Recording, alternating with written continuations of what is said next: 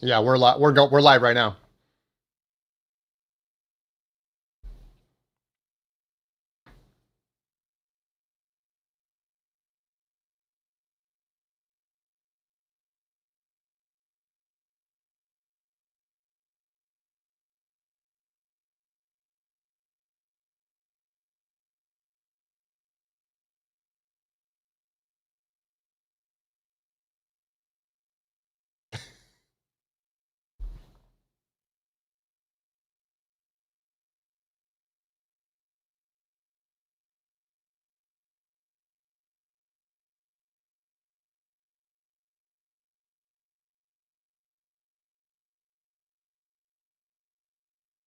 Well, what is shaking, everybody? How's it going, guys? How's it going, man? We're back on a Monday, and I've been working hard to try to get some good visuals for you guys. So, first of all, let us know that you can hear us and you can see us, and we're even live and all that good stuff. There's a lot of bubble gum and band-aids and safety pins holding this stream together today, so but we're going to try to get through it. The most important thing is we have killer records to show you, some fantastic artists to talk about. We are doing the trumpets today, so man, Chris, this is one of the ones, this and the pianos, dude, are the ones I'm really excited about.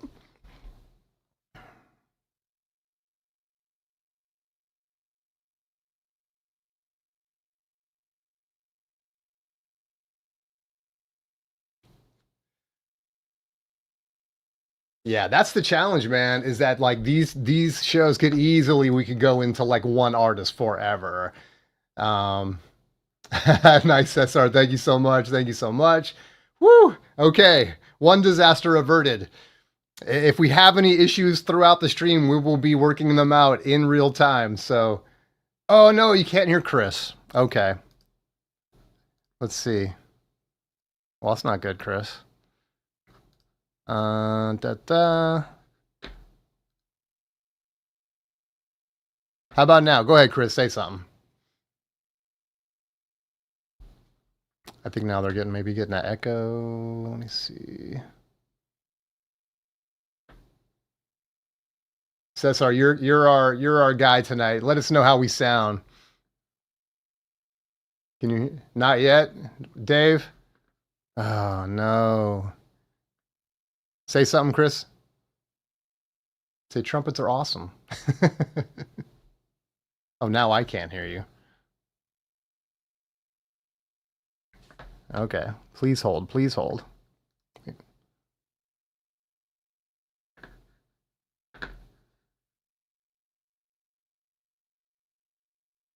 Say something again, Chris. So I'm so sorry to put you through this, but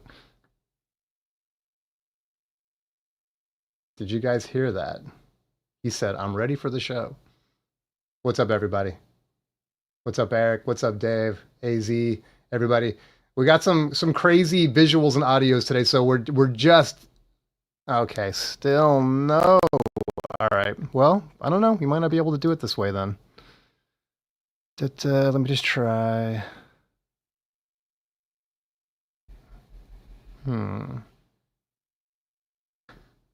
I wonder why no.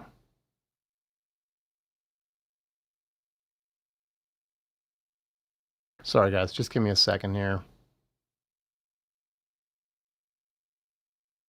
Trying to think if there's a way to.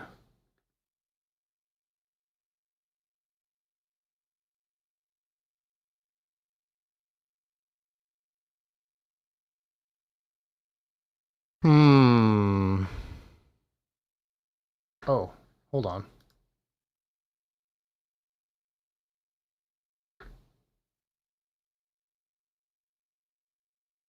Sorry, guys. If you're just joining, trying to figure out the craziness that is today's setup. That needs to go there. This needs to go there. Say something, Chris. Can you guys hear me? Did you guys hear that at all? Can you guys hear me?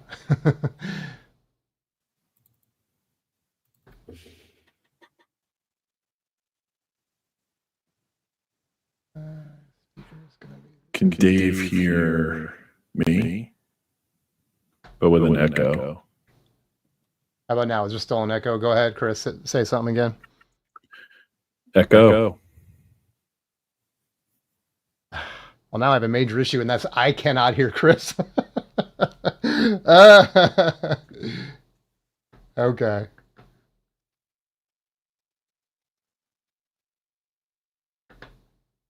All right. All right.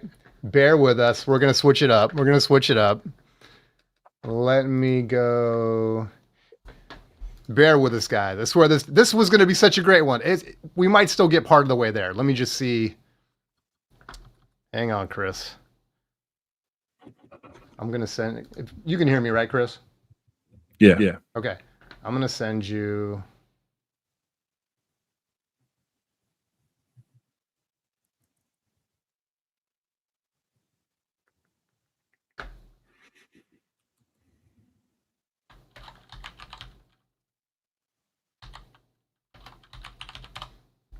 Check your email, Chris. I'm giving you a different link.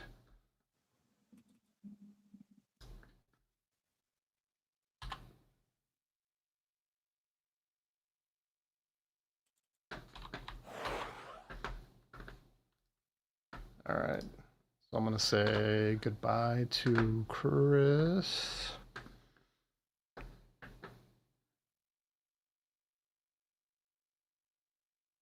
Bear with us, guys. I'm so sorry. I'm still here. I'm still here. I just have to cut out for a second. I'm still here, though. Don't go anywhere.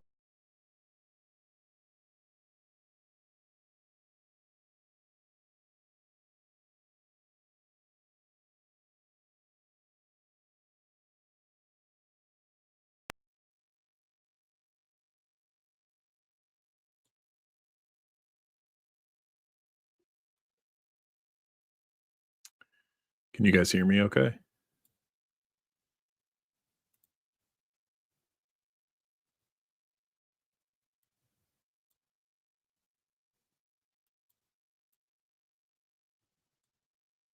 Can you guys hear me? All right. Thanks, Dave. Thanks, Cesar. AZ Mick. Thanks, guys.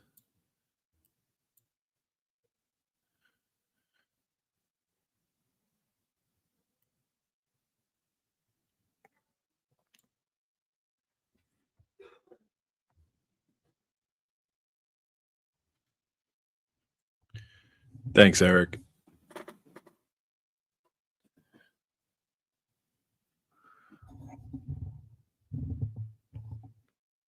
It's like a DJ's worst nightmare on the radio. Dead air. There's Jason. Why can't I hear you? I should be able to hear you right now. Can you hear me? I can. I'm getting it going. Oh, I think I know why.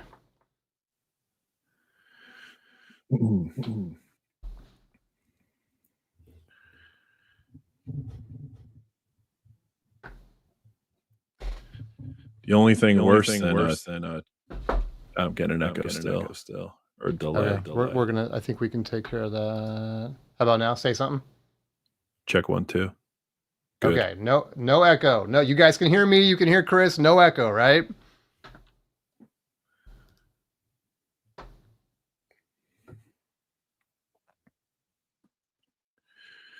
Say Jason, something, the only thing worse than the sound of your own voice is Chet Baker singing. So. Oh, that is harsh. Harsh. No love for Chet Baker. Oh my gosh. Well, hey, that's one way to kick the show off. I'm going to have to do a little bit of... We're going to get rid of this. Sorry, bear with me, guys. Oh, wait, no, I just want to hide it. Hide that. I need some elevator music. Just put on some Chet Baker. I'm not even saying I'm like a fan of Chet Baker, really. I'm not saying you are either. I'm just trying to get the crowd fired up. I see as the I'm table not saying turns, I'm it's not. coming in.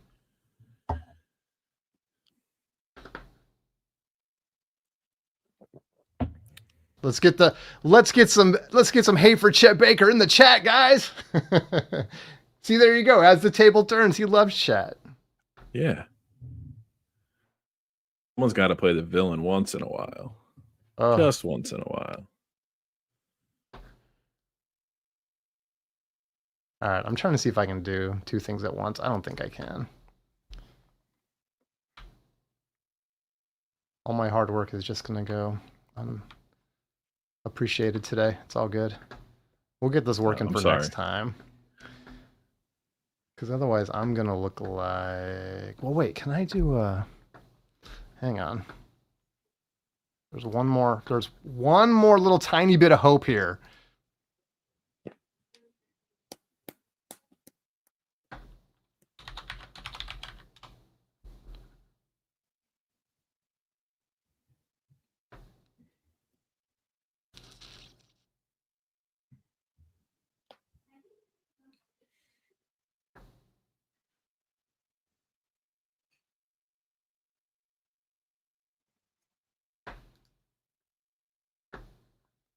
Okay, we're almost there, guys. I need a couple more clicks here of the mouse. Here we go.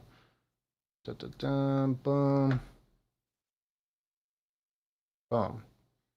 Do I still look okay? Is everything straight? Am I reversed? Am I mirrored or anything weird? No, you're good. All right. Bobby and Dolphy are in the right places. Guys, I'm so sorry. I tried to do something special, and we probably still can. We'll see if I can work this out. All right, Chris. Save me from myself here, man.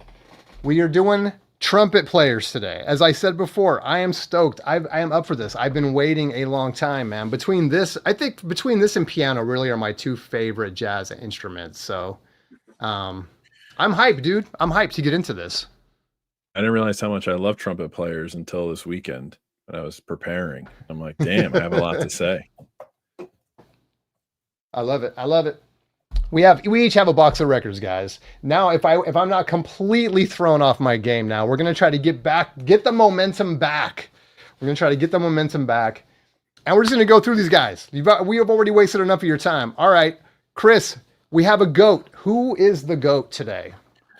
Our collective GOAT for today is the one and only Miles Davis. I don't know if you've heard of him, but if you haven't, you're about to learn a little bit something about that's the guy? Man. That is the man. All right, so this is the Miles Davis that everyone's raving about. I heard this record's good. It might be. Oh, you have to make me big. Is that a good one? I think it might be. I've heard good things. I say that because I know this is Chris's favorite record, man, favorite jazz album. For good reason, it's phenomenal. This is the one you guys have all heard of. I mean, people love when they see it with this is not an OG or anything, but the little 6i Columbia labels always look so sweet. The lineup is incredible. Cannonball, Paul Chambers, James Cobb, Coltrane, Bill Evans on piano, Wynton Kelly on this one. Bill Evans, the thing about this that stands out for me is and I used to be a really big Bill Evans guy, and that's kind of tapered a little bit in recent years. But he had so much to do with this, and there was a lot of controversy having him in the band and all of that stuff, but he really kind of helped shape this to become what it is. And I know, correct me if I'm wrong, but Bill Evans was in Miles' band before this, right, Chris? And then they called him back, Bill Evans was kind of going on his own, and there was a plan for this session, and they called him up and said, we need you for this session. Do one more with us. And yeah, it's just, I mean, thank God they did. Bill Evans talks about too on the liner notes or the back of the jacket on the at least on the OGs and on some of the reissues about how he literally handed the band little sketches of paper with melody lines and little things to improvise over, and then they made this out of it, so that's, and it didn't start here either. They did the Prestige records that Miles was working for Prestige 3 years before this. He had a contract obligation, and they did Cookin', Relaxin', Workin', and Steamin'. I'm pretty sure that came out of 2 sessions, and it was very similar. It was very much flying by the seat of their pants and improvising over those records to make those masterpieces as well. But this one right here, obviously a masterpiece. We couldn't, it's like we're going to do a video and not bring them out to lunch. I mean, it's the most popular, supposedly best-selling jazz album of all time. And it's awesome, right? It's one of those records that lives up to the hype. That's the thing about it is even if you're someone that, tries to go deeper and stuff and you're kind of like, I stay away from the popular stuff. It's like, you cannot go wrong with Kinda Blue. It's so freaking awesome. And one other one I wanted to bring up too is an underrated record. And this is a Prestige. And this is the first LP that I think Miles did for Prestige. And this is called Dig. And this has got the great Sonny Rollins on it. Sonny Rollins sounds phenomenal. And Jackie McLean, this is Jackie McLean's first session, and he plays on this album as well.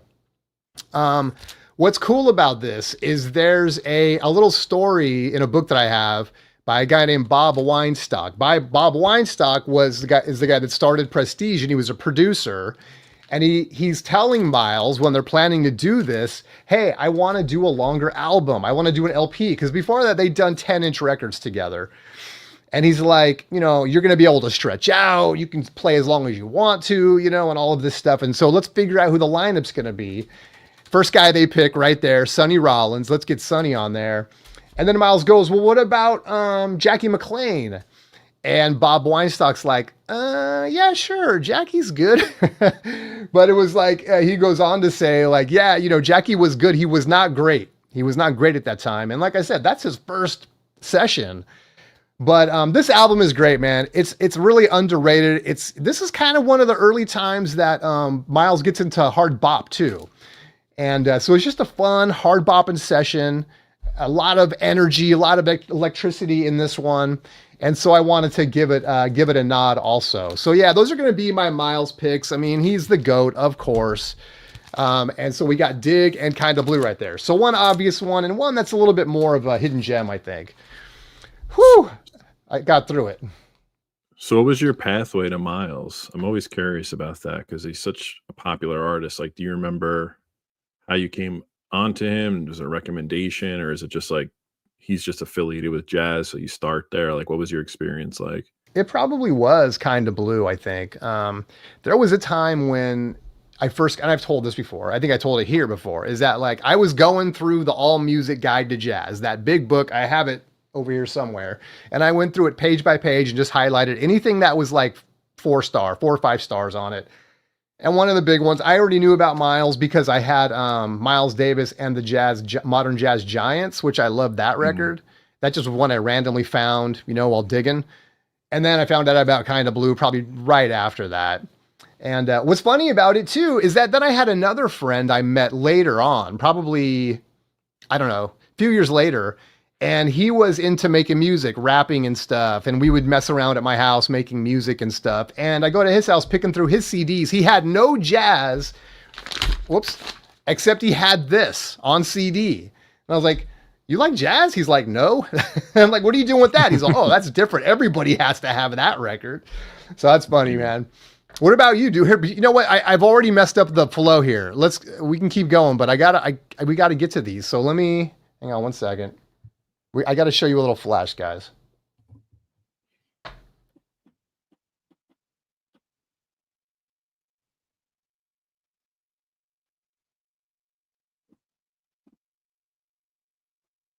So hopefully you guys can still hear me.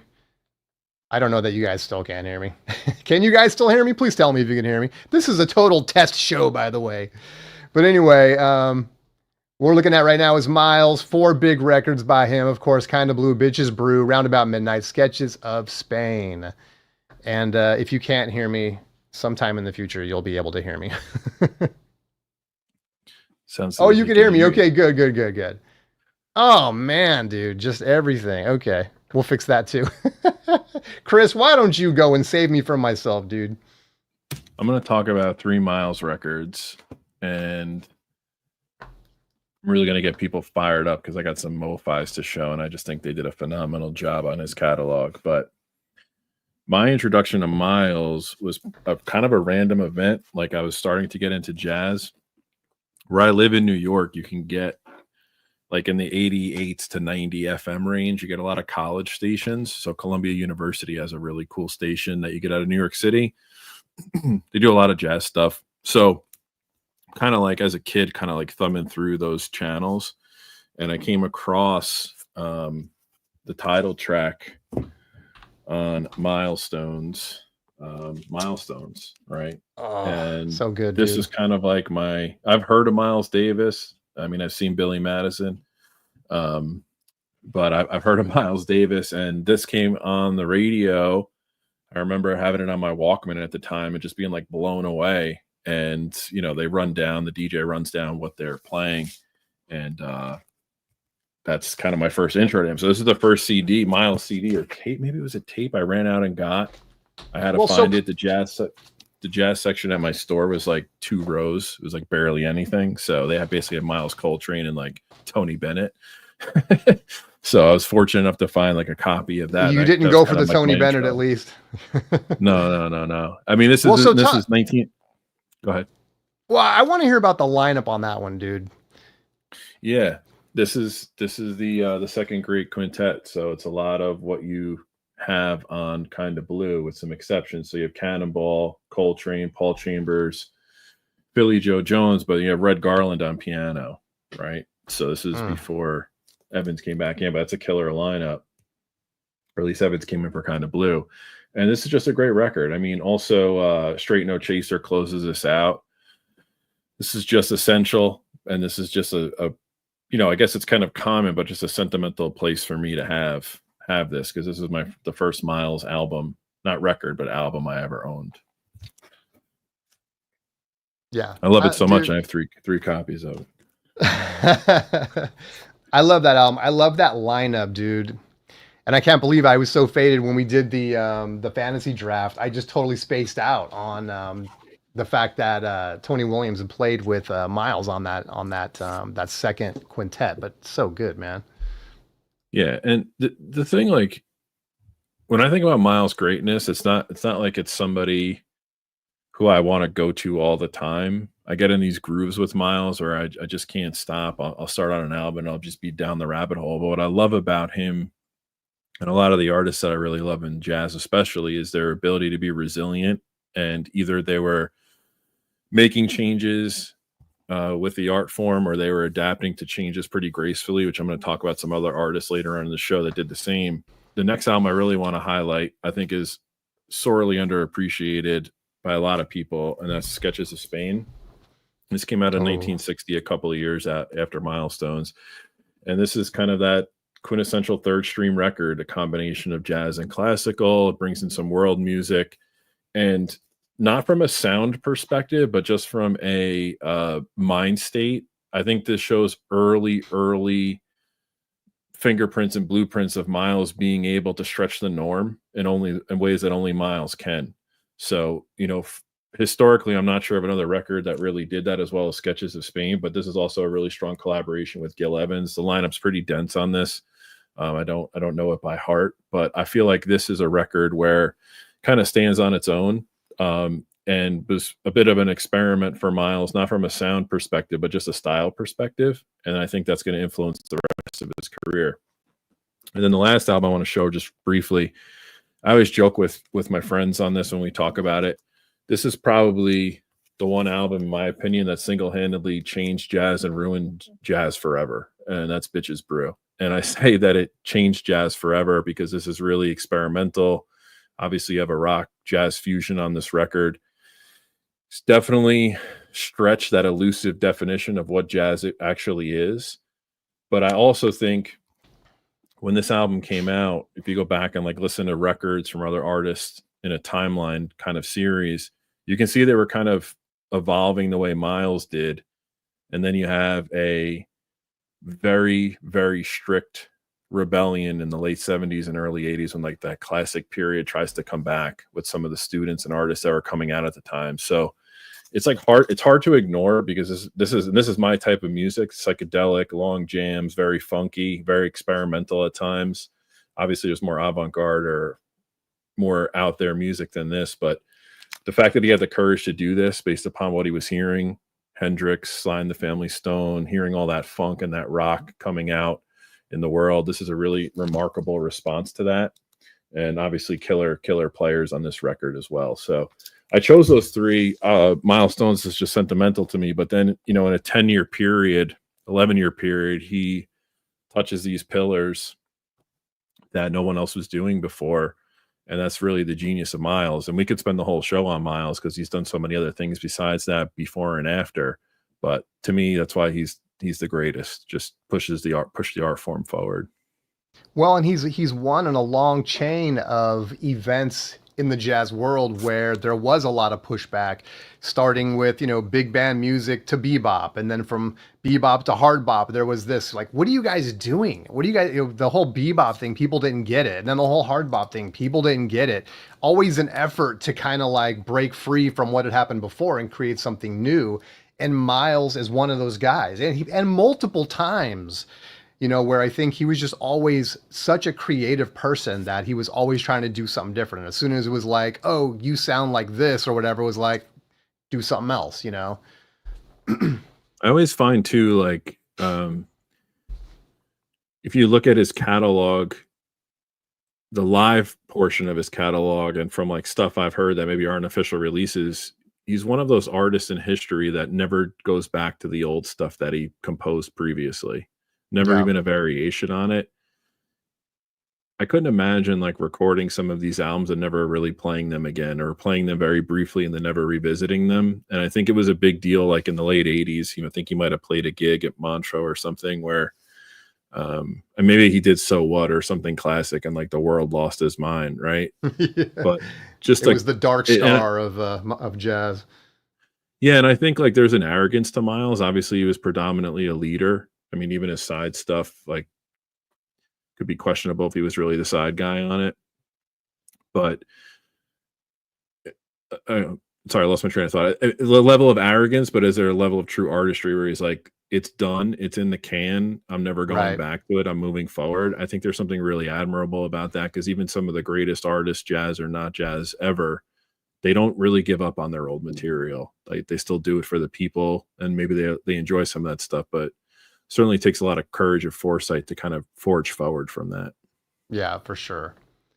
Yep, that's why he's the GOAT, man. That's why he's one of the greats. I mean, there's just so many things. His story is so deep, and just every different era, Miles era, and there's so many of them that, yeah, it's hard not to. And he was just so capable. He was he was an experimenter, a creator, improviser, and a word that I can't think of right now. But yeah, so I mean, he's got to be the GOAT, man. He's got to be the GOAT. Yeah, you know what? It's funny you mentioned Cesar. I mean, brings up something else too. Is something else one of the most overused titles in jazz? Like, what? How many different albums get the title something else or something else? Right? Yeah, that's funny, man. Yeah, it's a great one. All right, well, Miles, man, we could go on forever about Miles, but there you go. There's like 5 records. If you don't have them, hopefully there's one in there that you can start checking out. All right, we'll take us right into the next guy. Let's see if I can get some kind of flow going on this one.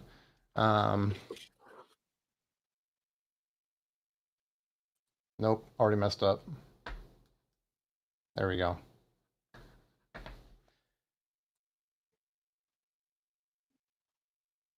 All right, next up, a big guy in the jazz world, Freddie Hubbard as well. And I have a tendency to be biased about the jazz artists that appeared on Out to Lunch. It's like I almost judge everything by that. It's like, oh yeah, he was on Out to Lunch, And here we're looking at Red Clay, Ready for Freddie, Open Sesame, and Breaking Point. And we'll see how many of those we can break into on our list here. But a big one for me to start out here is Red Clay, man. And this is one that's been on my list for a very long time. And this guy, I didn't even realize it until recently. This got a reissue on Music on Vinyl in February of this year. It's limited to 1,500 copies and all that stuff. It's on like colored vinyl and everything, but it sounds fantastic. And it gave me a chance to revisit this phenomenal record with Joe Henderson, Herbie Hancock, Ron Carter, and Lenny White. So another fantastic lineup on here. Freddie is so good, man. He can hang with a lot of different people. He hangs with Herbie. He hangs with Eric. and he can really go to a lot of different places, man. And I love his style. I think to me, and chances Chris and I talked a little bit about this, is about sort of the Lee Morgan kind of gets the love, I feel like, right? I know, and we're gonna get into Lee Morgan, don't worry, but I think Freddie Hubbard gets left behind a little bit. And this is a 1970 album.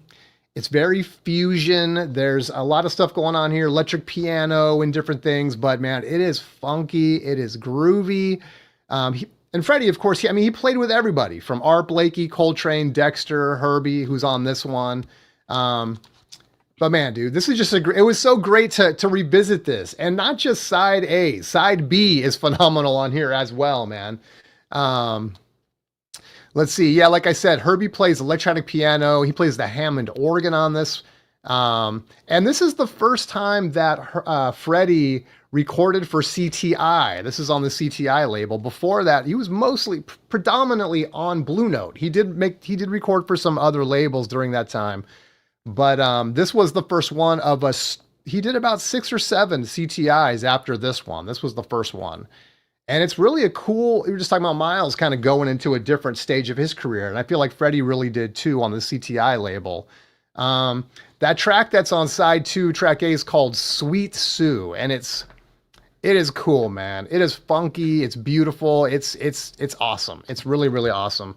So that's my Freddie pick today, man. Red Clay. Another one I pulled out just kind of because I have to. He's also on Bobby Hutcherson's Components. This is probably my favorite Bobby record. You got Freddie, James Spaulding, Herbie's on this one too, and Ron Carter with Joe Chambers this time. This is just fantastic. Just a fantastic album. And Freddie's work is all over it. So it's so cool to be able to, you get yourself, Freddie's just everywhere. If you had Red Clay, Components, and Out to Lunch, you would hear 3 completely different versions of him. And that's what's so fun about his stuff. So I really enjoy those. Freddie is a guy, I put him right up there with the guys we've mentioned and Lee Morgan and stuff. So yeah, man, that's my second pick is Freddie Hubbard. Yeah, the interesting thing about Freddie is I think he might have been the most integral part of Blue Note as an artist. Like I think he was there the longest. He's on over 300 sessions. Obviously not all Blue Note. Maybe more sessions. He's on at least 300 albums at some sort of credit, which is pretty remarkable. The one thing I love about Freddie Hubbard is that he's got this attack and intensity as a player, and it doesn't really, that attack and intensity doesn't really change with the style of music or the style of jazz that he kind of flows into. And that attacking and intensity can sometimes sound like a bull in a china shop, but he's still extremely melodic in all the music he plays on. And he does have a lyricism about him as a trumpet player where he does have a tone that's identifiable. And the more and more you listen to his music, I can be like, oh, that's Freddie. You just kind of recognize that it's him. Yep. The 2 records that I'm going to choose, and this was really hard for me to choose 2 because when I was going through, I'm like, damn, I want to talk about so many of them. But the first one I want to talk about is Open Sesame. I think as the table turns commented that he loves this album. I love this album too. If you want to really focus on the lineup, Freddie on trumpet, Tina Brooks on sax, McCoy Tyner on piano, Sam Jones on bass, Clifford Jarvis on drums. This is a great album. And right out the gate on Open Sesame, you hear Hubbard just attack, and he just kind of cruises through this trance on the opening track. My favorite on here is Gypsy Blues. He kind of has this conversation. I don't want to say it's a duel, but it's definitely a conversation with Tina Brooks, who's somebody that doesn't get talked about a lot enough. And Mint Julep's on here. Soulful, there's like a soulful bluesy swing to it. And the crazy part about this record is he's 22 at this time. And one of these situations, he looks like a kid on that cover, dude. Yeah, it looks like he's fresh out of high school. And this virtually was just a few years removed. So I always tend with artists to gravitate for some reason like to their debut album or their debut album in a transition. And I think this is a good example of like someone coming into their own at a very young age. Yeah. And of course, accompanied by great people on it. The next record that I think I decided to go with, just because I can't not talk about this one, is Freddie Hubbard's Breaking Point, which this is his first record from his departure from the Jazz Messengers. I think this is a Blue Note Tone Poet. Yeah, this is a Tone Poet issue. This is kind of this weird, I don't want to say weird, it's this interesting approach. It's kind of post-bop, and it's kind of bridging into avant-garde. And I think what's great about this record is it really highlights Hubbard's ability to be versatile as he goes through changes in his repertoire. This record goes up and down in a good way. You know, there's upbeat tunes, there's slow bluesy tunes.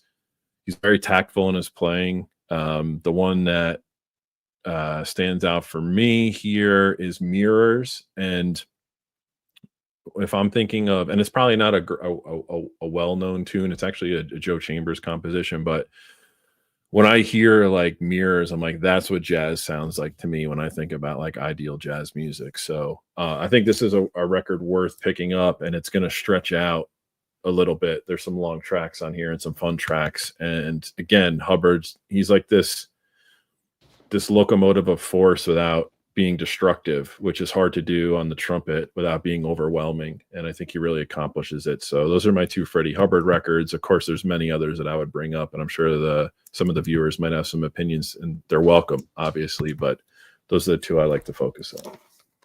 I think that was one of the first albums I reviewed on my channel. And the Tone Poet, the thing that impresses me about that is that it is like one of the best sound. I mean, Tone Poets sound great.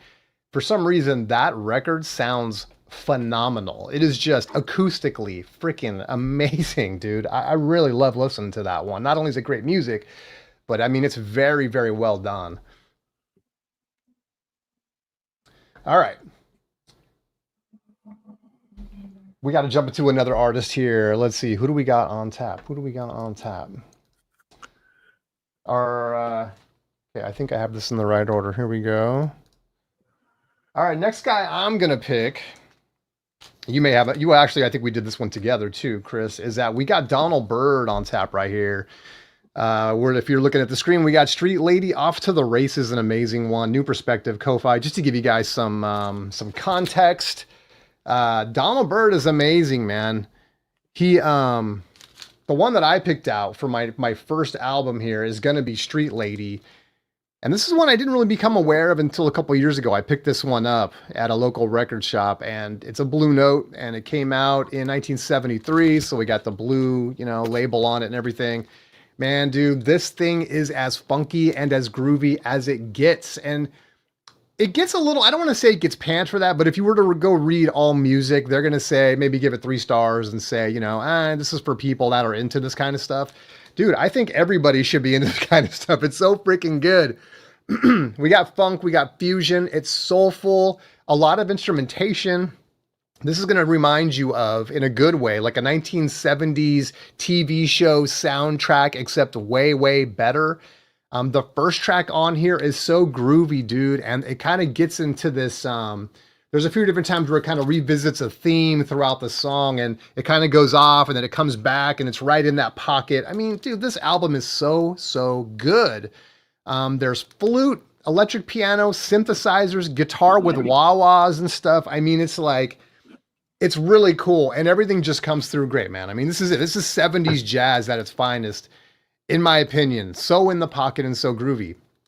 This cover kind of tells you about what you need to know about it. I mean, this is what it sounds like. They did such a good job on that. And this will just have you, for me, it's like, I want to pull out my bell bottoms, my platforms, get on the dance floor, shake my booty and all that stuff, man. It's one of those kinds of records. And whether you're a jazz lover or not, doesn't matter, man. This thing is funky as hell. Yeah, so that's my first pick right there, Street Lady. That's my favorite Donald Byrd record right there. That's a fun one. Yeah, it's a fun one, right? Another one that I had to pick, because I remembered that he's on a record as a sideman, but he plays very much like a leader on this one, and that's One Flight Up, Dexter Gordon right there. You got Donald Byrd, who comes in from the word jump and just takes off on this record. This record is super awesome. And it's another one that does not get high marks from AllMusic, but I think I hear a lot of people saying how much they love this one. There's no reason not to. This is another one of those records that has very long tracks, Chris. Side 1 is all one track Tanya. I think side 2 has 2 tracks on it. It is beautiful, dude.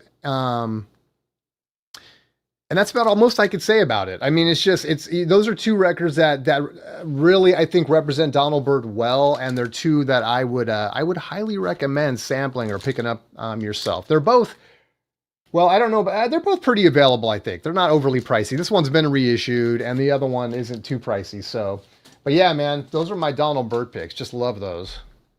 Nice. I think you got to pull my video back up. Yeah, sorry, we're having technicals today, man. Sorry about that, guys. So Donald Byrd's similar track with me on as Freddie Hubbard, although I think he extended a little bit further into being a little bit more diverse over a longer period of time. So he's another guy on over 150 sessions. Had some contemporary participation, which I'm going to highlight because that was my introduction to Donald Byrd.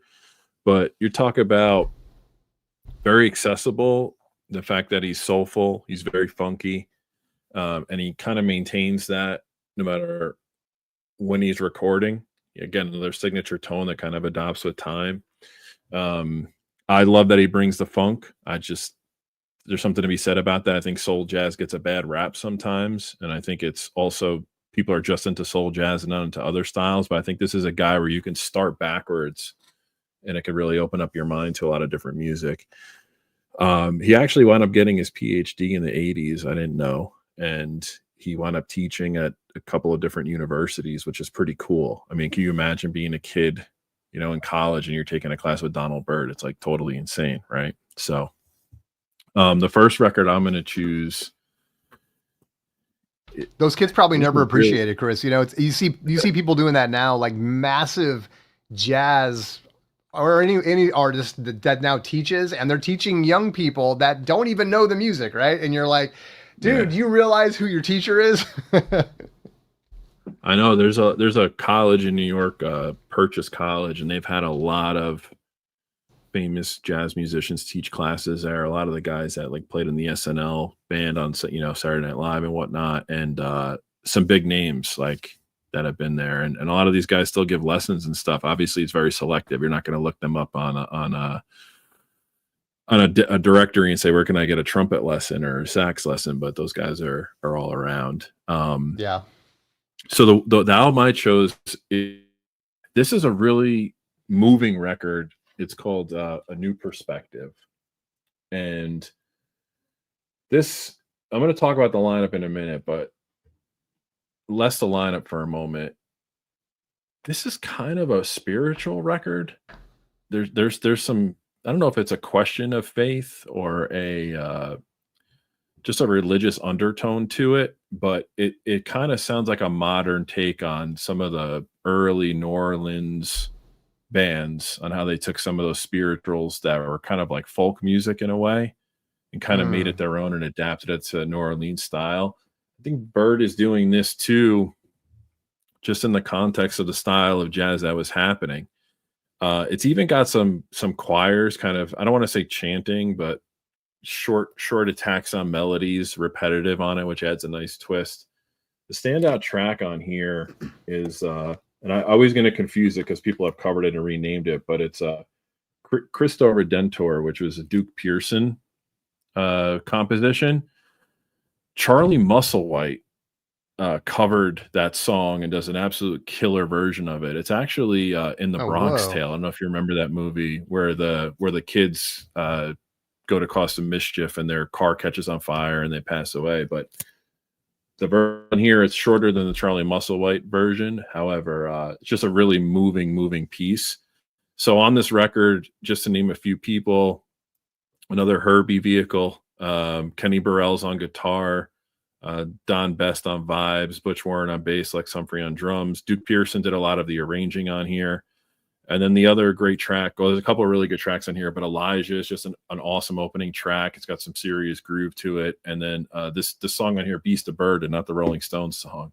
It's a Donald Byrd piece, but it's just this long, drawn out, like 9 or 10 minute tune where it's just this slow jam that Donald Byrd just kind of grooves over, which is just awesome. But this is a really moving record, and I think it's obviously well known. It's on the classic series, but I don't know if a lot of people will look at this as a definitive record for him. But for me, I definitely do. And then the next one is kind of similar to the record you showed, but this is Donald Byrd, Places and Spaces. So this is 1974. I kind of see this, I'm not a disco historian by any means. I don't really know when disco actually started, but I feel like this is kind of like an underground early disco album in a way. I can hear a lot of, it's more of like an artist disco, if that makes sense, like a non-commercial disco album. And I don't mean to turn people off with it by describing it like that, but it's just funky. It's got like these attacking string arrangements. It's very Afrocentric. It's got a lot of punchy horns, like an Earth, Wind, and Fire vibe, yet it's like really compact in its rhythms.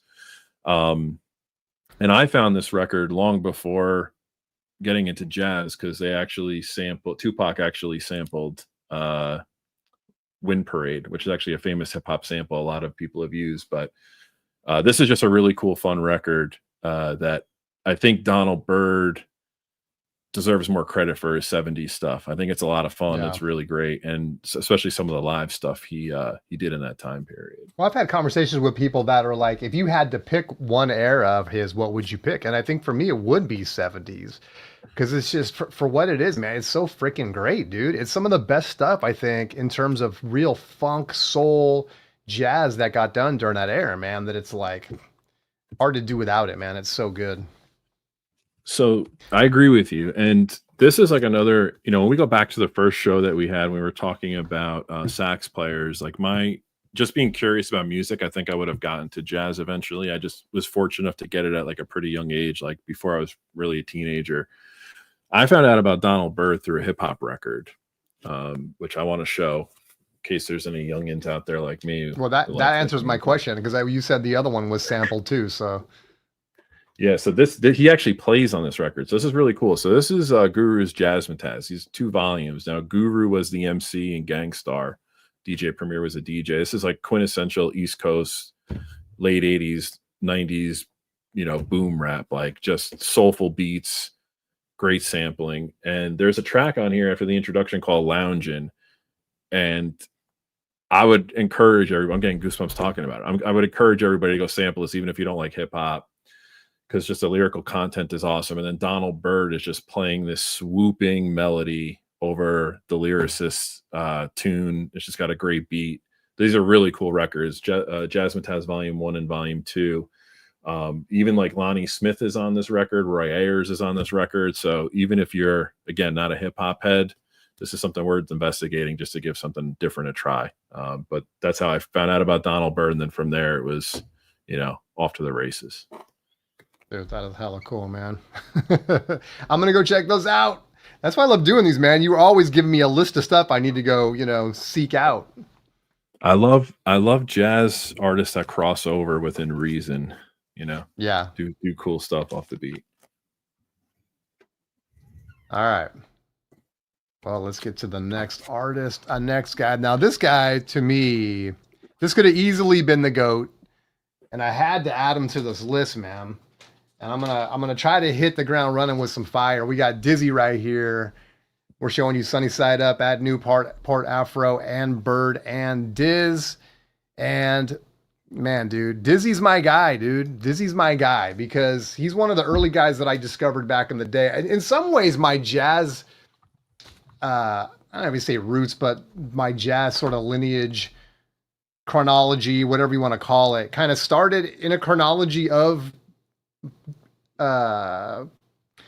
jazz music, I guess, going back to before, when you're talking about like big band music and stuff. That's kind of how I started. And then I kind of moved through like the bebop era and I got into like Dizzy Gillespie and Charlie Parker. And then I started learning more about like Miles and Monk and all that stuff. So I kind of went that direction, which I think was good because it allowed me to kind of appreciate that older stuff a little bit. And I think Dizzy is a guy that's kind of fallen to the wayside a little bit. I think he still gets a little bit of love, but he doesn't get the flowers he used to get. But here he is with Sonny Stitt and Sonny Rollins. This is a fantastic record and a fantastic session. This is one of the ones that I heard early when I started kind of expanding my jazz vocabulary. I didn't have this one. In other words, this isn't one of the early ones I was listening to as a young person. But then when I kind of rediscovered jazz and stuff, this one came up. It is freaking phenomenal. On the sunny side of the street is on here. Dizzy Gillespie sings. It's great. These guys just slay out, man. You got Charlie Persip is also on here on drums. You got Tommy Bryant on bass, Ray Bryant on piano, and of course Sonny Stitt, Sonny Rollins, Dizzy Gillespie. I freaking love this album, man. This is one that you gotta have, and it's a good way, I think, for people that are more into like hard bop and stuff like that to maybe visit Dizzy. Maybe for the first time, or just add something to the record collection. This one is phenomenal, dude. Another one that's kind of popular, that's going to be a lot of his older stuff, which I love. Again, I love anything Dizzy. I'm there for it. And this is Groovin' High. This is going to have like, Dizzy atmosphere, Salt Peanuts, Oop Op Shabam, and that kind of stuff. One bass hit. These are the ones he was really known for in like the 40s, going back to the day. And these are really well done, man. These are nice recordings for the era and stuff. Groovin' High, which has a black cover. It's like a negative of this one. And then the white cover. And then I just have to show these because I've been looking for a reason to talk about these. If you go online, if you have this, you can get the CD, you can check it out, you can stream it. It's called Burke's Works. And of course, John Burks Gillespie is who we're talking about. Some people maybe don't know. His name's John Burks. And so they did a record called Burke's Works. The CD version and the streaming version actually is a compilation of 3 records. And here they are. So you got Burke's Works is the first one. Just phenomenal music. Then you got Dizzy in Greece is the other one. And then the third one is World Statesman. So these are the 3 I like to show people. I mean, these are just phenomenal. And they're just high-spirited, high energy, they're just awesome. And his bands are second to none. The bigger the band with Dizzy, the better. I mean, they're just phenomenal. And I always have to give him his props, man. As Dizzy is the guy that during a time when they weren't recording music, we didn't get a lot of the early bebop stuff. He was carrying the torch. During a time when Charlie Parker was coming up and they were playing together, he was carrying the torch. After Byrd was gone, Dizzy was carrying the torch. So to me, he's really the guy that kind of took us from big bands to bebop and hard bop and everything in between. And just a great personality too. He's a guy that had a great attitude. If you go back and watch early movies of Dizzy playing and stuff, like He Beeped When He Should Have Bopped or whatever, with Ray Brown in his band on bass, by the way, they're just fun. Like, he's a great band leader. He dances around the stage, and then he'll just rip off some of the best trumpet you've ever heard.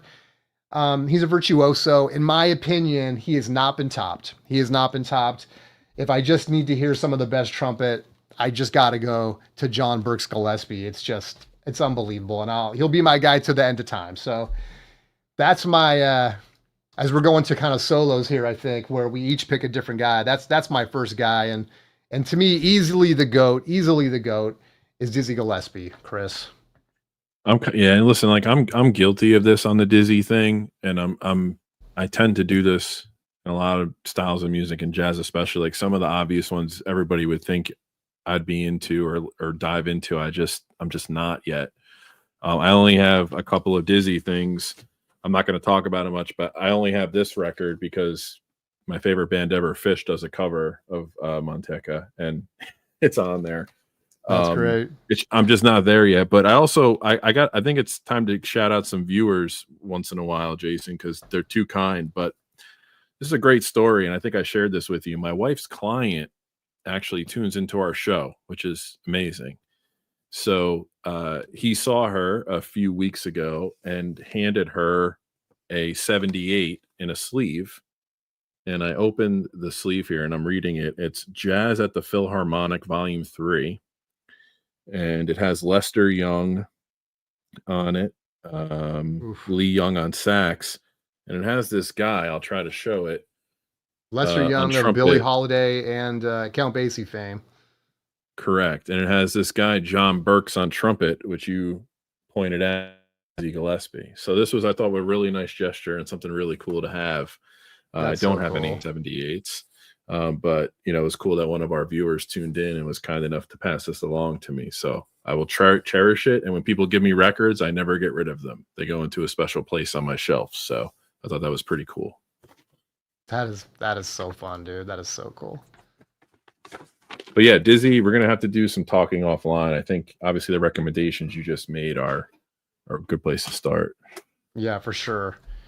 So I'll throw up a graphic while you're getting into your next guy here. So feel free to talk over this. We'll go, boom, there we go. Little Lee Morgan action. Yes, sir. Look at these graphics. I mean, you cannot not be excited to talk about Lee. We're gonna get a flow down. This is our beta, guys. So, but yeah, I went through a lot of trouble to put these together. So I'm like, we're having them one way or another. So yeah, there we go, man. We're looking at Cornbread, Sidewinder, the Cooker, and Candy. Wow. So some really great stuff there. As we get into Lee Morgan. There isn't enough I can say about Lee. For me, I came across him years ago on Blue Train, and I'm going to preach this for those that don't listen to jazz or might be kind of investigating the art form. You need to read the liner notes on those records more than any other music genre, because that's how you find out who's on the record, and you begin to realize how interchangeable all these players are with one another and who becomes leaders. So Lee is my goat, as Dizzy is to Jason, Lee is to me. And this guy's music just means so much to me, especially with the reissue campaigns and the attention that's been put on him over the past couple of years. He's a prodigy. I think his first record at recording was at 15 or 16. This guy died at 33. I mean, this is the equivalent of Hendrix at 27 to me, at least in the jazz world. In the time he was alive, he was absolutely prolific. It's extremely accessible music to the point where if you're not a jazz fan, there's going to be something you like about him. There's an effortless soul to this guy's music. Despite being a prodigy, it wasn't so calculated and scientific that it wasn't relatable. And I think that resonates through a lot of his playing, and it's pretty effortless. It's one of the few jazz artists that I like to have on in the car. Usually jazz is like an at-home on the couch experience for me. It's hard to kind of focus on that music when you're driving, but Lee, I can't turn him off when he's on the radio. I'm going to pick two albums. One I called an audible on at the last second, and then I'm going to talk about a third compilation, which kind of is bittersweet, and I'll get into why. But you guys all know the first one I'm going to pick. I think it's the best-selling Blue Note album ever, or it's the second best selling Blue Note album ever. That's going to be Lee Morgan Sidewinder. I don't know what I can say about this album that would do it justice or hasn't been said already, but the opening track is classic. Bob Cranshaw comes in with this little groovy bass line. The band goes through a couple of bars. There's a break, and then here's Lee in all of his glory, like a bat out of hell. And I just imagine him, like, you know, when you see those videos of Prince exaggerated where he's just floating through a party, like I just feel like that's how Lee Morgan makes me feel when this guy comes on. This does an interesting thing, this album. It's this early platform of kind of this soul jazz feel, which could get a little corny in my opinion as time goes on, but he brings this hard bop credibility to it and kind of merges the two. And this is a scenario where this is just an absolute you know, the aliens come down from outer space and they say, take me to your leader. And I just give them this Lee Morgan album and see how they interpret it. You know, this is just a great record. I love that. Now, I was going to pick another Lee Morgan album, but right next to Sidewinder on my shelf is Lee Morgan's Taru, which was actually recorded in 1968. This is a tone poet, but it's one of these records that was shelved until the 80s. I need to pick that up. I don't have it. You have to. When you listen to this, what you start to see, and now Lee's like 1968, I think he's 30, maybe 29, 30. You're starting to see the kid and all of his genius, probably the same way Miles hit a trajectory. You start to see Lee hit a trajectory. And it's just so sad to see like how he was stretching things out, where he was going without losing who he was.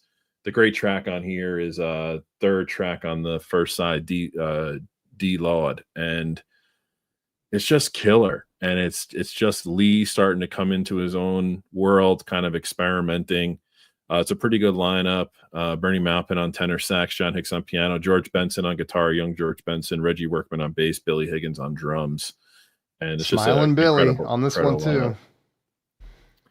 So this is I picked this record because then I started thinking about, like, you know, where was Lee going to go? And I'm going to show a box set, which if you can get it on CD, get it. The vinyl is incredibly hard to find now. It's like kind of a limited print.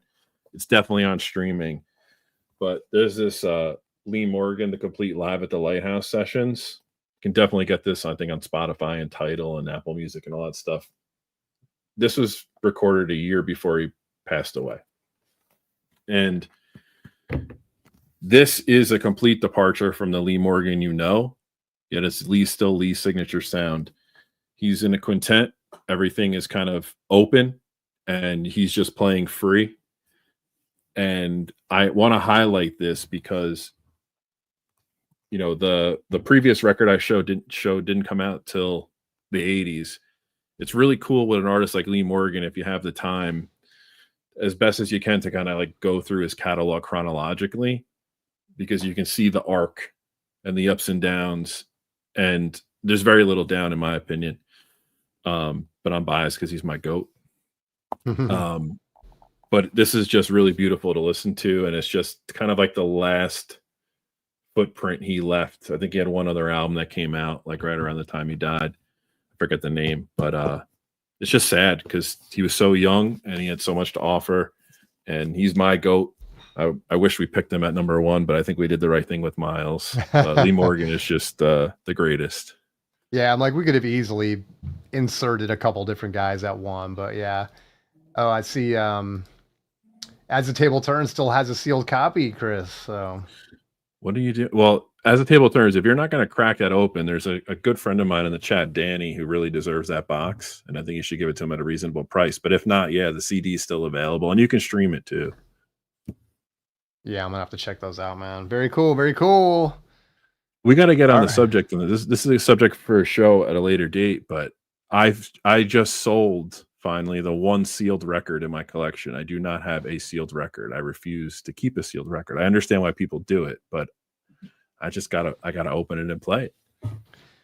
So if you're getting like all the Tone Poets or the classic series and stuff like that, you crack them right open and throw them on the turntable. If we can geek out for a second, it comes home with me from the store. It comes in the mail. It's opened. It's make sure it's not warped. It's cleaned, and it's in the need to play pile. And then it goes to, most likely, if it's a Tone Poet, it's probably going into play this multiple times before you shelve it for a while pile. So yeah, I open everything. That's awesome, dude. Very nice. All right. Let's see if I can, there we go. So yeah, Lee Morgan, man. Great stuff. And like you said, it was funny because I think on the first video we did, you made a comment like, if you just took away everything he did as a leader and just took the stuff he did as a sideman, and I showed a little flashing the different records that he did, and dude, he's on some bangers. So it's like, yeah, it's hard to miss with Lee Morgan, man. Actually, one other thing I want to say, a lot of people might have seen this, but there's a great documentary I called him Morgan, which is about his life. It was on Netflix. It's on Amazon Prime or whatever. And obviously, it's great to hear his perspective, but also, especially if you're from the New York area, it shows so many neighborhoods that we've all stumbled across at one point or another. And then it also has these old recordings of like Blue Note radio hours, which is really I love sweet that to hear. stuff, dude. I love that stuff. I haven't checked so it out yet, but fantastic. it's It's at the worth top it's of my worth list. it's worth. He might become your GOAT after that or close to it. I'm telling you, it's I a mean, really moving doc. Yeah, wouldn't surprise me, man. I love stuff like that. All right. Next up is a guy who, he doesn't get a ton of love. And I think part of it is that I don't think he has the kind of catalog that a lot of other guys we're talking about today have, the discography. And we're talking about Thad Jones. So he's on a big one, the Magnificent Thad Jones. That's like my favorite jazz cover of all time. And then he's on a record called Mad Thad, which has like 5 guys named Jones on it. But then he's also big in the Count Basie band. And that's something I want to get into. And we're also looking at Consummation there. So, but yeah, man, I had to give Thad Jones some love because he is a phenomenal player. And he actually led Basie's band right after Basie passed away. And I'm jumping ahead a little bit, but let me show this one. This is the big one. I freaking love this album. I love this is just one of those albums you just have to have. I mean, it's beautiful. It has one of the great covers. The Blue Note they slayed out on this one. This is Magnificent Thad Jones. He's a very good player. He's played, he sits in as a sideman oftentimes. And the thing is, it's hard for me to really describe his style because it is, I would say, and maybe my roots don't go deep enough on Thad, even though I want to talk about him, is that, he'll sound, he doesn't have the distinct sound that maybe some other guys have, but he's phenomenal. The way he plays is killer, and he's got a great ear. He's got a great head, mind in terms of improvising and stuff like that. So, and this one's fantastic. Magnificent Thad Jones. It's a fantastic Blue Note. I love that one. But then I also want to get into too, he did a lot of work with Basie, and this is one, the Atomic Mr. Basie, which this isn't, but it has the same cover. So I pulled this one out, but he plays a lot on a lot of Basie stuff from this era. And I was just watching a video today where he's leading the band. It was a year after Basie passed away, and he's leading the band, and he's just phenomenal, man. He's a great band leader too. He's a standout player. Like when he sits in with Basie, he plays a lot of solos and stuff, and he's going to be the guy, trumpet number 1 because he's so good. It's hard for me again to kind of talk about his style. He's going to have that hard bopping style, that big band style. He's very forward and out there and very capable. I just don't know if he has the same personality maybe as a lot of other guys do, and maybe that's why he doesn't stand out as much. But I got to give him some love. Again, he's big on Basie, and so I thought another reason to talk about Count Basie too. But yeah, Thad Jones, who I think deserves a little love, and maybe he doesn't have the same discography that a lot of the trumpet guys that we're talking about have, but he's worth exploring and picking out his best stuff. It's really, really good. Yeah, I agree with you. I think you picked a lot of the right albums. I always love how you work in some of the earlier stuff that I'm just not exposed to, like the stuff with Basie. But yeah, Thad's been somebody that I've been going deeper and deeper on. I agree with you. All right, so we need an engineer in here so they don't have to like triple task. But I'm going to get into your next guy. And Chris picked a great one, a goat that we have to talk about. And if I could get my thing straight, there we go. All right, we got Kenny Dorham here, man. Quiet Kenny, Roundabout Midnight, Una Mas, Whistle Stop. I mean, those are some fire records, man. And I'm pretty sure Chris is going to talk about at least one of these. So let's see what he has on deck here for Kenny Dorham. Oh, my God. Guys, don't hate me. It's pretty remarkable how the themes of our players are kind of in sync, right? So you think Thad Jones is underappreciated. I would argue that Kenny Dorham's right there with him. I don't think he's spoken about enough. The way some of the other trumpet players we spoke about are held in such high regard. He's extremely graceful in his playing. He's extremely graceful no matter what era he's in and what style of music. And I know that's kind of a repetitive comment that I've been making on some of these players, but that's really my barometer on like what makes you great is adaptability without destroying who you are. And there's very few artists that can do that. And I think that's why jazz is such a great art form, because so many of the greats did that and really pushed the boundaries. He's also one of the first to really incorporate Afro-Cuban rhythms and music into his repertoire, which I think he's not given enough credit for, although one of the records I'm going to show kind of highlights that. I came through Kenny Dorham, obviously hearing the name, but I'm such a massive Joe Henderson fan. Him and Kenny had a really strong relationship and playing career together. So one of these things again where I'm like, I hear this trumpet, like, who is that? Oh, it's Kenny Dorham. Okay, here's what I go investigate. First record I'm going to show by Kenny is just a masterpiece, in my opinion. And for me to say this means a lot because this record has a lot of standards on it as well. And I'm not huge on standards all the time, but the way they're done in the style he does it in this quartet is pretty remarkable. Most of you know it. It's going to be Quiet Kenny by Kenny Dorham. So Kenny on trumpet, Tommy Flanagan on piano, Paul Chambers on bass, and I think Art Taylor on drums.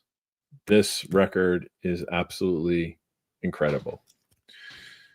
The thing I love about this album is when you think about Kenny's style, I describe it as his ability to kind of glide through music.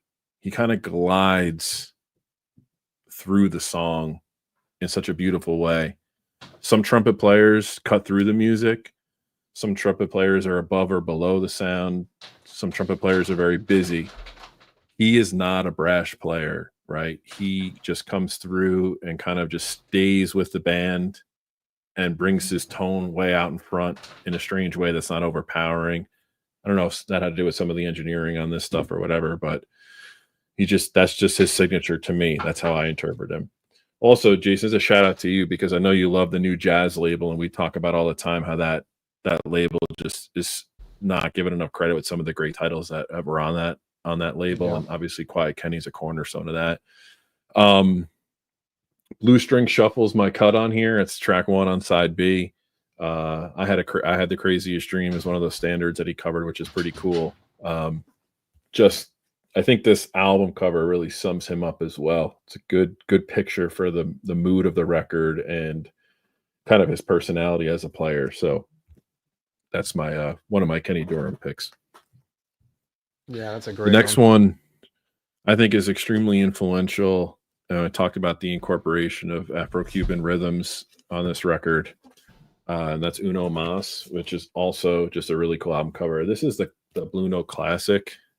See the little Made in Germany sticker I saved. Killer lineup: Herbie, Henderson, Butch Warren on bass, Tony Williams on drums. Opening track, side 1, the only track, Uno Mas, just this grooving, kick-ass tune, which he became extremely popular for. It's remarkable to see. I think this came out, I'm going to butcher this. I think it was 1964. It probably was because I love it. There's a really 5-year window where I just obsessed with all jazz. But again, this is removed in 4 or 5 years, different label, different lineup, totally different sound. Again, kind of going across styles and being an innovator. He died really young also. I think he died in like 1978 or something like that. He was only like 44 years old, 48 years old maybe. And look at that lineup, man. Yeah, it's a killer. Herbie, you got Anthony Williams. Yeah, and Henderson on here. So and you're seeing a guy here, like we talk about Henderson. I don't think Anthony Williams and Herbie Hancock are underrated, but I think their relationship musically is important because it's two guys that are just totally killer. And I call Joe Henderson underrated on our sax show, and I think Kenny Dorham falls in line with that. So I love this record. I love all Kenny Dorham stuff. There's a bunch of other stuff I would have shown, but I think those are the two to highlight for people. Yeah, those are great, man. Those are two really, really good ones, dude. Kenny Dorham, yeah, he's not. I don't. That just reminds me. I need more Kenny Dorham in my collection, man. I don't have a lot of it, so that's why I love doing this. It's a reminder that I need to fill some holes. I think he's in your wheelhouse. Oh yeah, for sure, for sure. Quiet Kenny's a great one. All right, so next up for me is well, we're gonna show this. I felt like we had to get him in here. We made some jokes early on about Chet Baker. I was listening to some Chet Baker today, man, and it's like I like his sound. I mean, it's funny how you basically there's so many different records called like Chet Baker Sings or this or that. You got the one with the the moon in the upper corner there. You got Chet. You got the one with the rainbow background and stuff like that. But yeah, a very kind of troubled life, Chet. Unfortunately, I'm not going to attempt to get into it too much, only because I'll just butcher it. So, but I mean, a lot of people know. I mean, he had some issues. He had issues where I'll just do a quick overview. He had issues with drugs. He had his teeth knocked out or really damaged bad to the extent that he couldn't play trumpet anymore. And I think he may have recovered from that at some point. But anyway, it's an interesting story. He has a very light style, both as a vocalist and as a trumpet player. And this is one I picked up recently. I mean, this has got a different cover art and 2 tracks, additional tracks on it, on Chet Baker Sings. And these came out a couple years ago. I think this is a fun one, man. If I was going to just have one Chet Baker, it might be this one. In fact, I think I do only have one Chet Baker. But yeah, this is easy listening, right? This is accessible to a lot of people. A lot of hardcore jazz fans probably don't go to Chet Baker. But he has a very sensitive style. He's very sentimental. The tunes he does, his singing is just dripping with sentimentality, like in the same sort of wheelhouse as early Sinatra, maybe, but even more so. But he's very soft, kind of spoken in that way, like a Sinatra was, who didn't have a super overpowering, he wasn't an overpowering vocalist by any means. So yeah, Chet Baker, I don't have a lot to say about him, but he's a guy that's a very popular trumpet player. I just figured he deserves a little bit of love, and it's just good fun stuff. Like it's with the right circumstances, dim the lights, put on a little Chet Baker and just kind of chill out. I think it's it's not for everyone, but I think there's definitely a place and a time for Chet. So that is my Chet Baker, Chris. Yeah, I like to rib Jason a little bit because he's such a nice guy. He's really, really kind and passionate about all he does. I'm just not a Chet Baker fan, just because I'm not into him. But I don't dislike him and attack him as an artist. I was just trying to get on Jason's case before. But I agree. I think I have Chet. And I don't mean to sit here and apologize for him, but I think that he is kind of a polarizing character in the overall arc of jazz, just from a style standpoint. In the same way that Kenny G takes a lot of crap, although Chet Baker, I would not put him with Kenny G, but in the same kind of ballpark, maybe, in terms of just how he's polarizing. Yeah. As WCB pointed out on our jazz draft, we can knock Kenny G, but he's made the most money out of all these artists. So. Yeah, exactly. Well, that's not knocking him again. It's the narrative, right? That kind of gets created, I think, in the jazz space. See, that's an interesting one that that Stable Turns puts up, right? Philly Joe, Paul Chambers, and Johnny Griffin. Man, a lot of people talk about Johnny Griffin either. Blow in Session, Johnny Griffin, man, so good. 100%. That's cool. I'm gonna have to check that out. Chet in New York. Thank you. Do you got a Chet to show, Chris, or are we gonna blow right past him? No, I'm gonna respect the audience and not show a Chet because all right. I'd be faking it. Well, let me.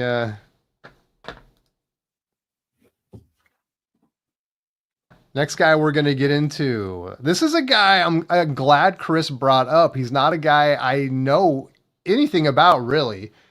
And I was about to try to throw him up and sample some of his stuff today on Spotify. I just got behind with some other things, but he sounds really cool, man. This is something I'm going to have to definitely check out, Chris. So I'm excited to hear what we got for sale here on Roy Hargrove. Yeah, this is a selfish pick on my part. I have an agenda. There's a lot of trumpet players I left off to talk about Roy, and he is. It's funny for me to say he's contemporary because he's really not. Because the '90s was 30 years ago, but Yeah. he really came of age in the '90s, and going back to my roots as a kid. Roy Hargrove, I got exposed to him through the music I was into at the time. He was a vital member of a creative group called the Soul Aquarians, which featured, to name a few, Questlove from the Roots on drums, Jay Dilla, famous hip hop producer who passed way too young, D'Angelo, one of the all-time great R&B, funk, neo soul music artists ever. Pino Palladino, a great bass player who's played on a lot of landmark tracks and been a key studio musician. Q-Tip, Mos Def, Common, a lot of hip hop cats. The record I'm going to show is the RH Factor with Roy Hargrove. Now, there's not a lot of stuff on vinyl that's easy to get. This just got reissued by Third Man. The pressing's actually not bad. I have a CD too. It's really comparable. I love having this on my shelf.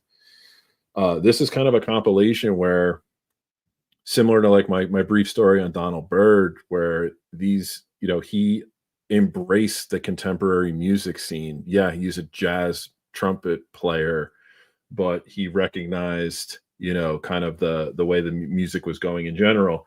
This record features Erykah Badu, Common, Carl Denson. For those that don't know, Carl Denson's Tiny Universe, just a killer funk horn band, kind of like a modern Earth, Wind and Fire-ish, but kind of like a jam band. They're big on the jam band scene quite a bit. Anthony Hamilton is on here. Q-Tip, of course. The killer track on here is actually D'Angelo doing a cover of I'll Stay, which is a Funkadelic cover, and that's from their album Standing on the Verge of Getting It On. There is a ton of other stuff that's gotten put out, some live stuff. It's in the queue. It's waiting for me. But I stream Roy Hargrove stuff all the time. Had a bunch of his CDs as a kid, which I no longer have, but have the digital files of. But, I'm trying to force myself to look past 1970 as much as I can. And again, this is, he's passed away. Again, another guy died way too young, and this album's still 25 years old or so. But this is a guy that just deserves more recognition. So I'm glad that some of these labels are starting to put his stuff out, some unreleased stuff out, and just a killer player, very influential. He's also a huge part of D'Angelo's Voodoo, which is a record. It's not a jazz record, but it's a record that means a hell of a lot to me. That came out. That's D'Angelo's second album. It's a masterpiece. I thought it was a masterpiece before I realized how big of a masterpiece it was in retrospect, and people really write about it now. Such a groundbreaking album, but he had a really big influence on that record. And the other cool thing, one other thing about this album is this, I believe, as well as a lot of the Soul Aquarian stuff, was recorded at Electric Ladyland in New York, which is Jimmy's old studio. And a lot of that music, Badu's Mama's Gun, D'Angelo's Voodoo, some of the Jay Dilla produced stuff out of that era, a lot of the Roots stuff, you can kind of hear that spirit come through the music, and it's no different on a lot of these tracks. So I would definitely give this a spin, Jason. If you haven't, stream it. It's a good listen, and it's one of these albums where when I heard this as a kid, I liked it, and I love it more now. It just kind of goes with you over time. So, but I wanted to give Roy a shout out selfishly because I think more people need to know about him. Yeah, that's hella cool, man. That came out on Verve too, looks like. I saw a little Verve label on there. That's cool. Yes, this is this came out on Verve. It's part of that Third Man Records, like I don't forget what it's called. Verve by request. Oh, Look, yeah, the VC gets all up in arms because some of the pressings really stink, and I'll admit to that. The John Scofield I showed a couple of weeks ago is also from that series.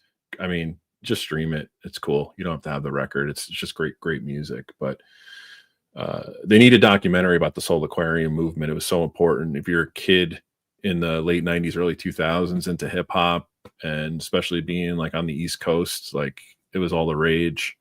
There's a great book on Jay Dilla as a producer, which is worth reading. And there's so much stuff on him. He was a big record collector and sampled a lot of deep stuff and did some interesting things with it. So this is just a great pull. Very nice. Very nice. Man, another one, dude. You're putting me to work because there's so much stuff here I'm gonna have to check out, dude. Roy Hargrove. All right. Well, you guys, you knew we couldn't leave this guy off the list. We had to give Louis a little bit of love, or Louis. I don't know. We always said Louis, and then suddenly everyone was saying Louis. So I don't know. I think there's a song where he actually says Louis, referring to himself, but I know people still go Louis. I was fortunate enough to go to New Orleans. I'm all the way on the left coast, but I got to hang out in New Orleans for a few days. And of course, there's a lot of history there. And we stayed in a hotel that had like a big bronze statue of Louis and all this stuff. He's the man. He's another guy that could have easily gotten the GOAT moniker, right? And I don't have a lot of Louis, if I'm being honest right now. But I do have one I want to show. It's just a 10-inch, but it's still cool. In fact, I like it because it is kind of a really old 10-inch right there. Louis Armstrong and his orchestra on Brunswick. Really fun, man, with this really ancient looking label on there and stuff. But this is the original guard right here. I mean, this guy was doing it back in the 20s with the hot 5s and the hot 7s back in, I think that was only like a 3-year period, like from 1925 to 1928. He was doing those hot 5s and 7s sessions sides that are actually really cool and fiery to listen to. Even now, I was checking out a little bit of it. It's going to sound archaic to most people if they haven't sampled that stuff. But I mean, he's one of the first soloists really in jazz, you know, and he's kind of pioneer of that. And that's one big thing about his career. But, you know, he was the ambassador back in the day. I mean, in the same way I feel that I like to give credit to Dizzy, Louis was that guy back then, man. I mean, he just embodied jazz and, you know, and stuff at when it was just, I don't want to say just starting, but during that early time when it was really an awareness in America was happening. He was in movies, he was interviewed and all that stuff. And of course, he was a fantastic player. He's been emulated millions of times. We saw him I showed a picture of him with Ella Fitzgerald. That's a great album. People might like his later stuff, you know, like the stuff with Ella, his 50s stuff, and stuff like that is fantastic. But he's a guy that, you know, we got to continue to familiarize ourselves with. I mean, I was talking with Chris earlier. It's like, we're losing touch with these guys, man. These early guys like the Louis, and even the next generation, like the Charlie Parkers and the Dizzies that never recorded on Blue Note, you know, and Prestige and all of that stuff that are getting all the love with the reissues. It's easy to forget these early guys. And Louis is fantastic, man. He's just a great personality. Like I said, he sang, he scatted, he'd sing with Ella, he was in film, all that stuff. So he's an easy person to kind of revisit. Suspend your love for that 50s and 60s hard bop stuff and just get into it if you can. It's historical. And like I said, he's given credit for being one of the first guys to kind of break free and do soloing. So for that reason, we got to show Louis some love today. Jason, I have a question for you about Louis. Because I haven't really gone down a rabbit hole outside of the music, just about his life and stuff. Because he was around for so long and saw so much, did he ever comment on the contemporaries? Like, did he ever comment on Miles? Did he ever get asked about Coltrane? Like, was there any kind of acceptance of where the art form went to from him, or any kind of commentary? Is there That's any, a good was question. Yeah. I always wondered about that. I don't know. To be honest with you, I don't know. It's an interesting question though, because oftentimes when styles change, you're going to end up with, you know, a couple different schools of thought, right? And a lot of times there was resistance, you know, and stuff. So, but I don't know about with Louis. I mean, he had such a good attitude about stuff. Maybe someone in chat knows. I haven't really seen anything specific to that. But it was good to see guys like Louis, and I think Dizzy was kind of in that same chain of guys that it wasn't so academic in terms of the presentation of jazz. And one of the reasons we're doing this show, Chris, is because of that, right? We want to make it familiar and accessible and fun and all of that stuff, and not stuffy and all of that. And those are guys that I feel like we're really just kind of out there talking about it and loving it and had a good attitude and dancing and singing and just and I always think of Dizzy as being that, but I think Louis is one of those guys too. So um, that's kind of what I think about when I think of Louis. I'm not sure about your question, the answer to your question, but I definitely want to find out.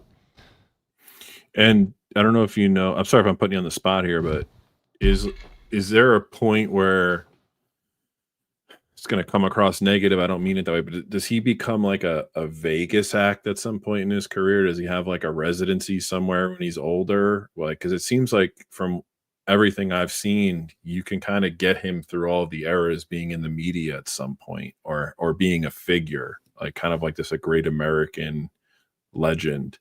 So Yeah, like, I don't know about that. I don't know if he went like the full on Elvis route, you know, in terms of like becoming like a parody of himself to that extreme, but maybe to some extent. I seem to remember, and a lot of these memories are having to go back decades, some of the stuff you're asking me, but he was sort of you know, one of the old guys that was still hanging around, you know what I mean? And then I think he did a lot of like records that were, you know, I think of like Wonderful World as one, you know, as like, yeah, I get it. That's a great song and stuff, but it definitely seemed like he kind of went a little bit, you know, maybe as a vocalist kind of down that lane a little, but I don't know if he was ever fully like, you know, Mr. Vegas, but maybe a version of that with some of the films and some of the I don't know, maybe some of the songs he was doing later in life, maybe it could be perceived that way. I'm not an expert though. So I, you know, maybe, you know, take that with a grain of salt. That's just going from memory.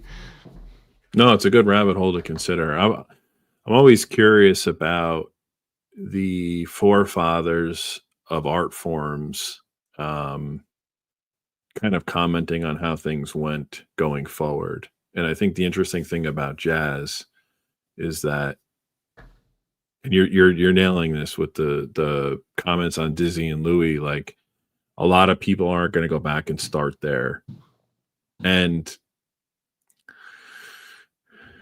you tune out if you start there too.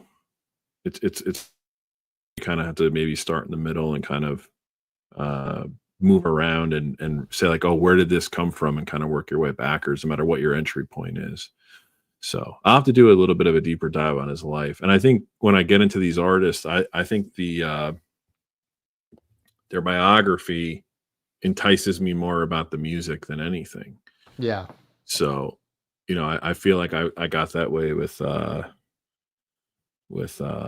Farmer a little bit. No, not Art Farmer. There was somebody else. But obviously Miles had such a tumultuous lifestyle, and some of these guys were just characters, to say the least. Monk, I think Monk is like the first punk rocker, right? In his like bohemian ways and stuff like that. So I'll have to read up more on Louis. It's kind of a sin. I don't really go to him beyond like the basics, you know. So I'm glad you brought some of these guys up. Some of the stuff we're talking about is stuff, again, for me, it kind of goes back like 30 years, some of the stuff, you know, with those guys. And then as I said, kind of chronologically progressed through the styles and stuff.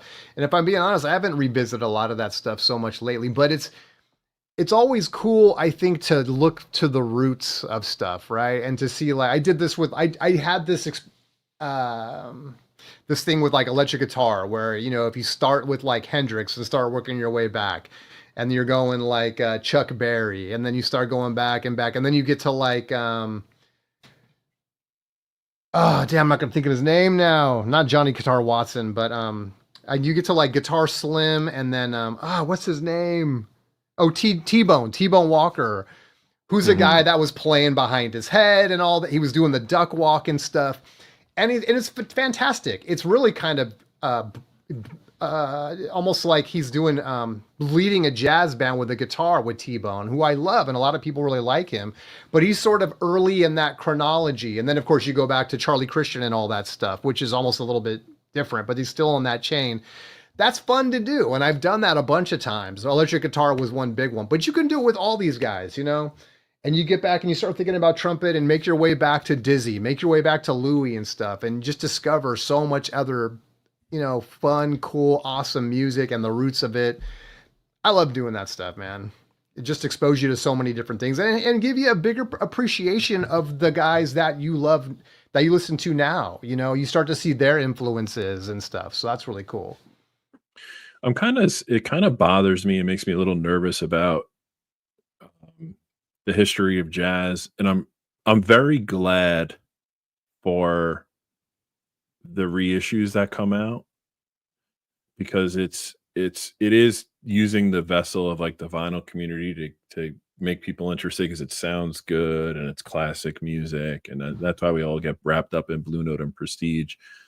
The Right. hardest part for me on like the history of jazz is there's just not a lot of footage of these guys, and there's not a lot of, in my opinion, there's not enough of them talking about um their latest record or what they're doing. I think there's a lot of publications you can read, but I feel that just based upon the time, like no one had that foresight to like really record these guys like they did with rock stars, or they did in, and obviously now any modern artist, they record their whole life.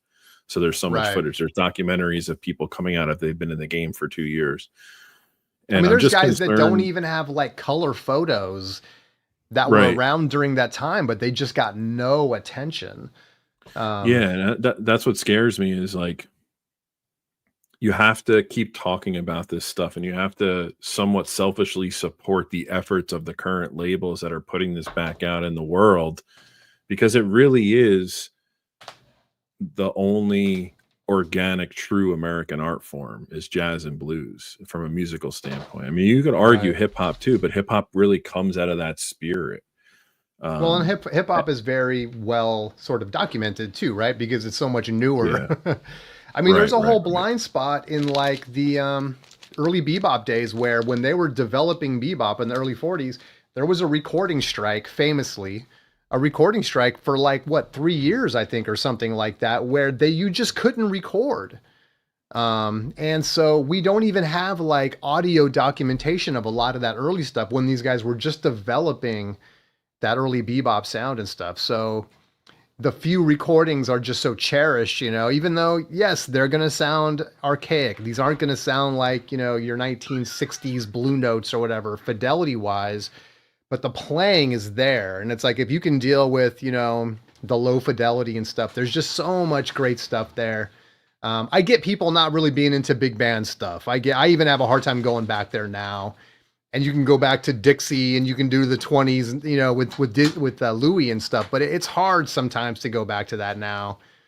It's been so overdone and played. It's every movie soundtrack has it. It's almost been spoofed so much now that it's hard to even listen to Benny Goodman and Glenn Miller, because like that stuff, even though I loved and cherished that stuff as a young person, it's been overplayed, but also it's been like it's almost like a joke now, and or a gimmick or something. And sometimes it's hard, man, to go back and hear that stuff. But Well, it's it's like I think being disrespectful to like a Glenn Miller or Benny Goodman is like 20 years from now, like thinking Little Richard's a joke.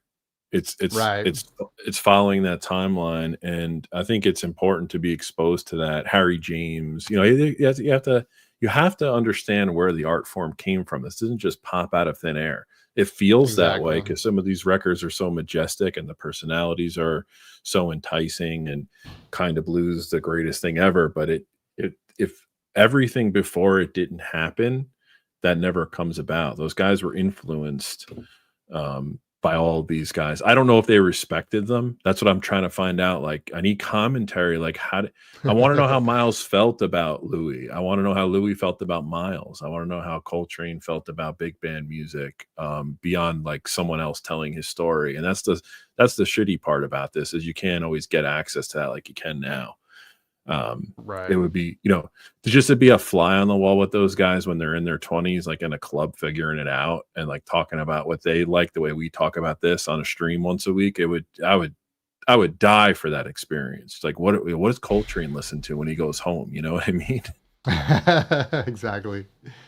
Well, you So, brought up Harry James, and Wyoming Dave says he likes Harry James. It's like Harry James. I mean, you say Harry James, I immediately think about Sinatra's first music, right? I mean, his first recordings were with Harry James, And they're great like that. I can still listen to that, man. I love listening to Sinatra's early stuff.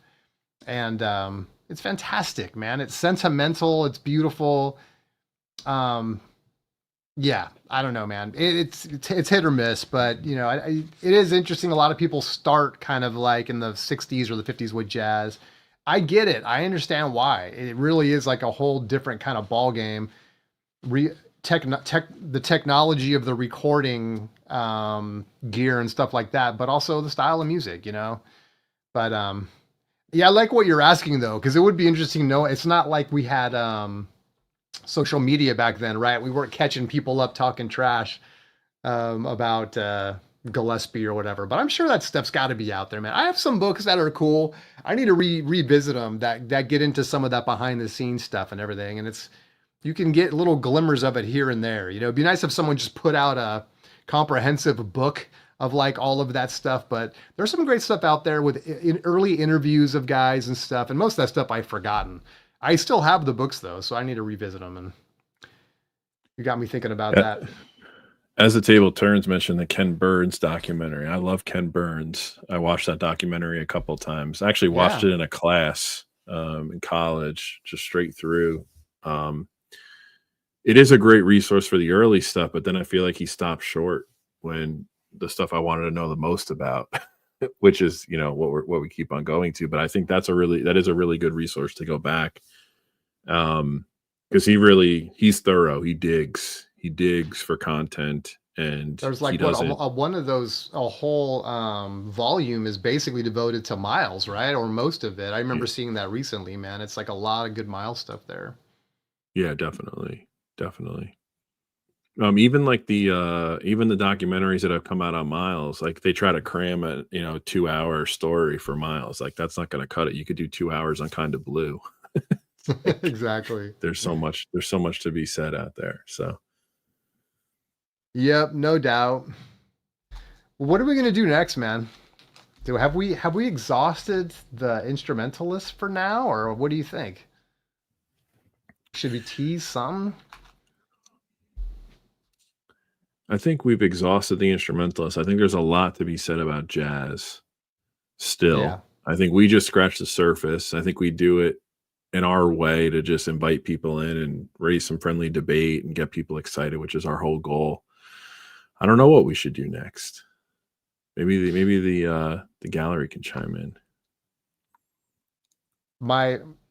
We've talked about this a little bit. I'm ready to I think we don't want this to be known, even though this is called Outward Bound. Outward Bound is really almost now part of the series talking about jazz. But I think Chris and I like so much different kinds of music. We would like to maybe branch out a little bit and get into some other things, and not forsake blues or jazz or anything like that. We'll keep bringing it back, but maybe we mix in some other things just to kind of like, make it interesting for ourselves. We could easily go into like some Grateful Dead or some Frank Zappa, maybe some, who knows what. We could go into lots of stuff. Prog rock show. That's an interesting one. There we go. Prog rock. I floated out the idea of talking about music that's jazz adjacent that I consider to be jazz influenced, but isn't jazz. That was one option. Yeah, that's a great idea. Chris is going to try to get me to like fish. We might have to do a whole live segment on that. He's got his work cut out for him. What did you say your record is? Like 15-3 or something? And I said, well, you're about to be 15-4. Yeah, we'll see. I have a whole Socratic method of questions that will guide someone towards the fish tunnel. See, I love that, dude. That's a great idea, man. We're going to have to do that one sooner than later. Yeah. Yeah, Danny says fusion. That'd be a great one. Fusion would be a good one.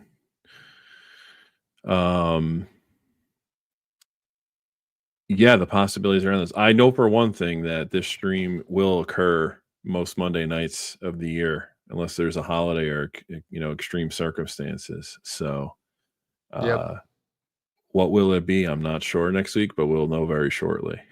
We'll know, and then we'll let you guys know. And we appreciate you guys being here, man. Thank you, everybody.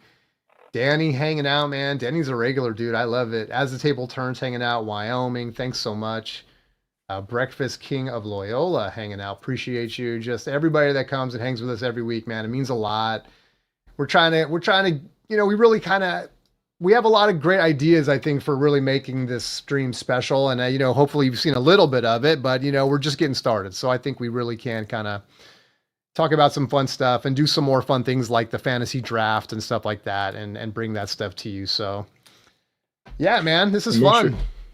Make sure you guys really pay attention to Jason Spins Vinyl channel. I mean, you can see he does an insane amount of work from a production standpoint, and we kind of baited a lot of it tonight, but I've seen some of the behind the scenes stuff that he has ideas on.